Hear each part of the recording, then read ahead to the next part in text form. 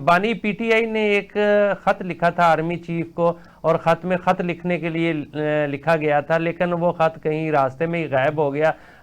और सिक्योरिटी ज़राए बताते हैं कि ये आर्मी चीफ को खत मौसूल नहीं हुआ, शायद कासद बेईमान हो गया है। तो लेकिन बात तो ये है, वो मंजर आम पर आ गई है ना, जो 6 निकात उन्होंने कहा था।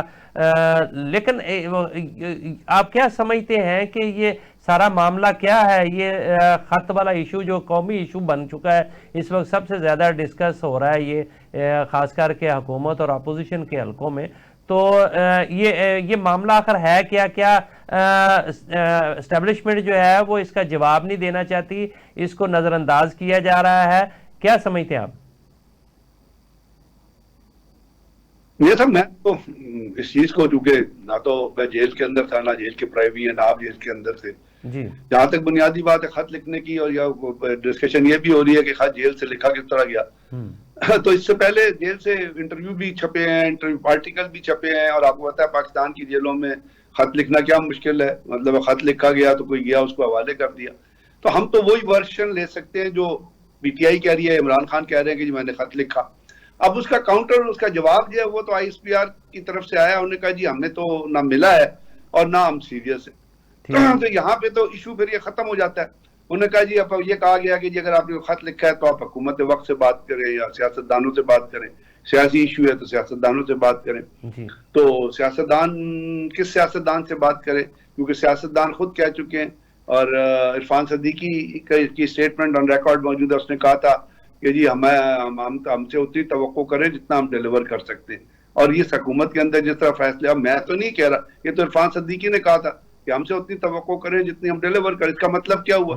इसका मतलब हमारे पल्ले है कुछ नहीं, तो हमसे ना मांगे। नहीं, ख्वाजा आजम ने कहा था कि आप जिनसे समझते हैं कि ताकत उनके पास है या उन्होंने कुछ करना, तो आप बराह रास्त उनसे बात कर लें।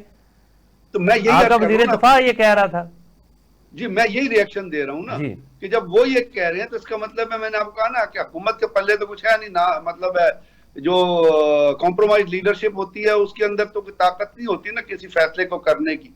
तो बात ये है कि अब ये वर्शन है, वो कहते हैं जी हमने खत लिखा है, जो जिनको खत लिखा है वो कहते हैं जी हमें नहीं मिला है।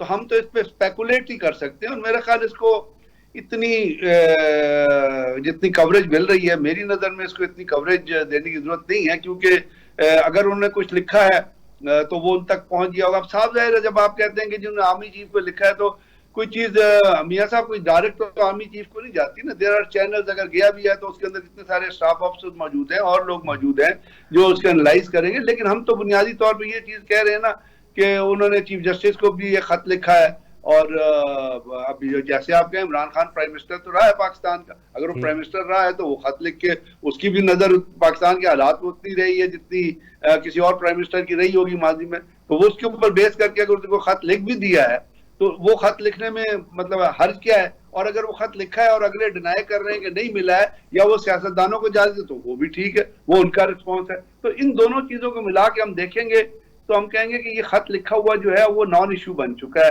क्योंकि उसके ऊपर जो प्रोग्रेस होनी चाहिए थी या कोई ऐसी डेवलपमेंट होनी चाहिए थी वो तो होती नजर नहीं आ रही है।